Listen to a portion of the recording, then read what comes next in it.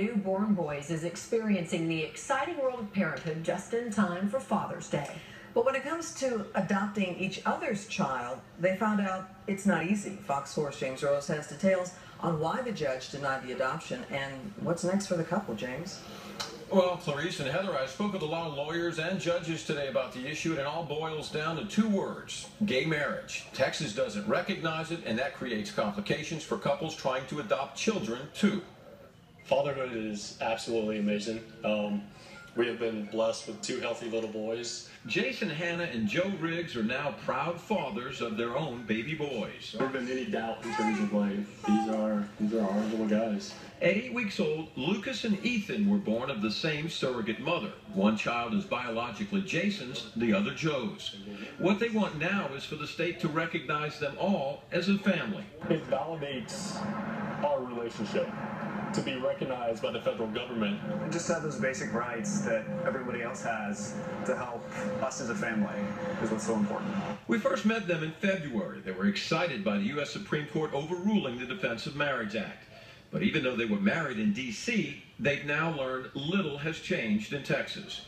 Wednesday, a judge denied their petition to adopt each other's child. On one hand, it's a little scary because as of right now, we don't have full parental rights over our own biological children. Actually, I think that's what surprised me the most was a family court. I guess I expected them to be looking out for the best interest of our kids. And I felt like we walked away that day and it wasn't in the best interest of our kids. The issue is moving so fast socially that it's just a matter of the law is not clear in this area right now. Longtime Dallas adoption lawyer Suzanne Lomnick is not involved in the case, but says since Texas does not recognize same-sex marriages, family law can be interpreted differently by judges. It all turns on the marriage issue. So adoptions have been granted in adoptions of this nature have been granted in courts here. It is allowable, and it is discretionary with the courts. I mean, ultimately, we're talking about what's better, one parent or two parents. To me, two parents, it's a no-brainer. But until we are recognized as a married couple in Texas, we are missing out on a lot of the rights and benefits that we should have.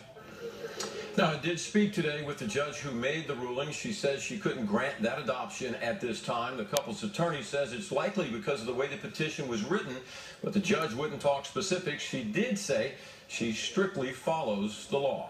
Clarice? All right, James, thank you.